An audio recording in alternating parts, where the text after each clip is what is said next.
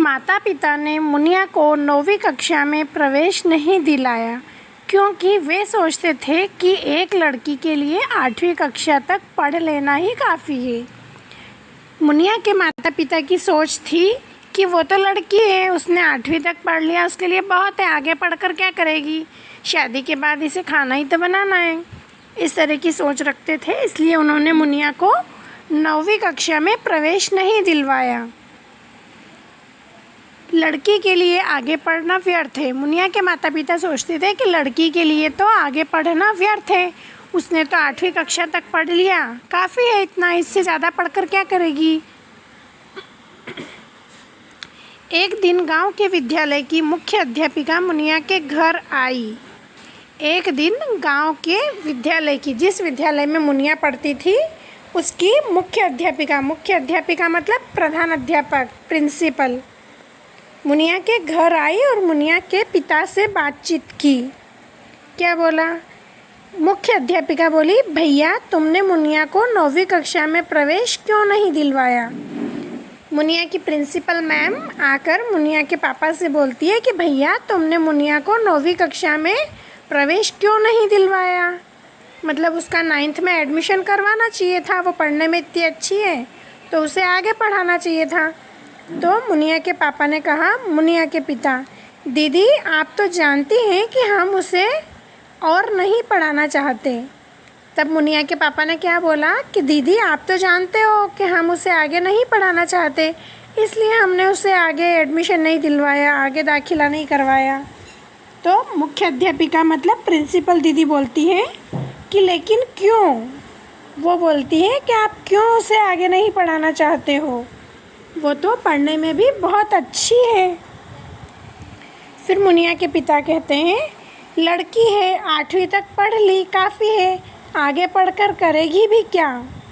क्या बोला मुनिया के पिता ने कि लड़की है, 8वीं तक पढ़ ली है, बहुत है, आगे पढ़कर क्या करेगी, उसे कोई नौकरी तो करना नहीं है, उसे तो खाना ही बनाना है, शादी कर देंगे, थोड़े दिन में ससुराल चली जाएगी और फिर खाना ही तो बनाना है, आगे पढ़कर क्या करेगी। थोड़े ही दिनों में हम उसकी शादी कर देंगे, वह अपनी ससुराल चली जाएगी। ये बात मुनिया के पिताजी ने प्रिंसिपल मुख्य अध्यापिका जी को बताई। फिर मुख्य अध्यापिका बोलती है, कैसी बातें करते हैं भैया, ज़माना बदल गया है, आजकल लड़कियां भी पढ़ लिख कर इंजीनियर, डॉक्टर और ऊंचे ऊंचे पदों पर काम करने लगी है।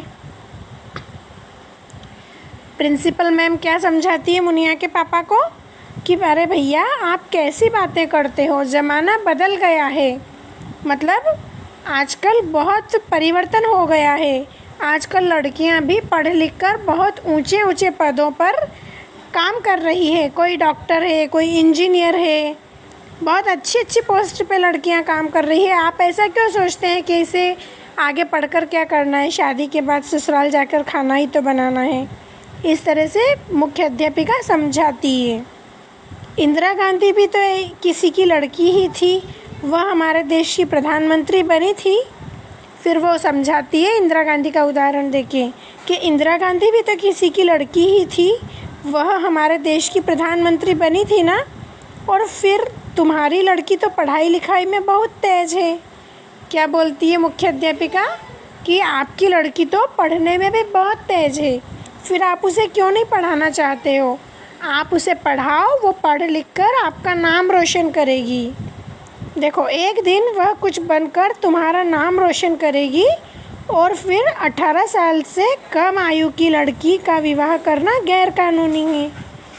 क्या बोला मुख्य अध्यापिका ने कि तुम्हारी लड़की तो पढ़ाई में बहुत अच्छी है, एक दिन वह तुम्हारा नाम रोशन करेगी, पढ़ लिख कर कुछ बनेगी तो तुम्हारा नाम रोशन होगा, वो बहुत अच्छे पोस्ट पर काम करेगी।